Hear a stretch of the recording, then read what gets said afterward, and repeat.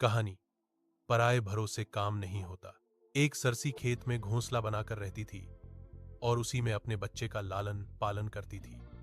जब खेत की फसल पकने पर आई तब सारसी सोचने लगी, अब खेत में कटाई चलेगी, इसलिए यहां रहना और बच्चों को रखना ठीक नहीं।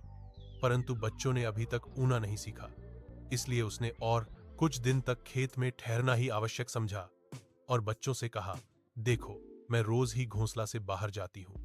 अब वहां खेत में किसान आएंगे और भांति भांति की बात करेंगे। तुम ध्यान से वे बातें सुनना और फिर मुझे सुनाना, जिससे मैं समय रहते तुम्हारी भलाई के लिए ठीक ठीक से कुछ काम कर सकूं। एक दिन सारसी घोंसला से बाहर कहीं किए मकोजे लाने गई थी। कुछ देर के बाद वहां खेत में किसान आया और पौधे देखते ही बोला, अन्न पाक गया है, कटने लायक हो गया है। अच्छा चलो, पोसियों से कह दो, वे आएंगे और किसी दिन काट कर ले जाएंगे। जब सारसी लौटकर घोंसला में आई तो बच्चों ने उसे किसान की सुनी बातें ज्यों की त्यों सुना दी। फिर उससे कहा, बस हमें किसी दूसरी जगह ले चलो। मालूम नहीं किसान कब यहां आ धमके और हम लोग के प्राण संकट में पड़ जाए। सारसी बोली, जरा भी चिंता करने की बात नहीं है। किसान अपने पौसियों के भरोसे हैं, इसलिए अभी खेत कटने में बहुत देर है। पोसी अपने खेत काटेंगे या इसका खेत काटने आ जाएंगे। कुछ दिन बाद किसान फिर खेत आया। उसने पौधे देखते देखते अन्न तो बिल्कुल पक गया है, परंतु पोसियों ने इसे काटने के लिए अब तक हाथ नहीं लगाया है। उनका भरोसा करना व्यर्थ है। अच्छा चलूं, भाइयों से कह कर देखूं, शायद वे आएं और इसे काट ले जाए। अब शाम को सारसी घोंसले में वापस आई तो बच्चों ने उसे किसान की ये बातें भी ज्यों की त्यों सुना दी। फिर उससे कहना शुरू किया, अब तो हम लोग को दूसरी जगह ले चलो।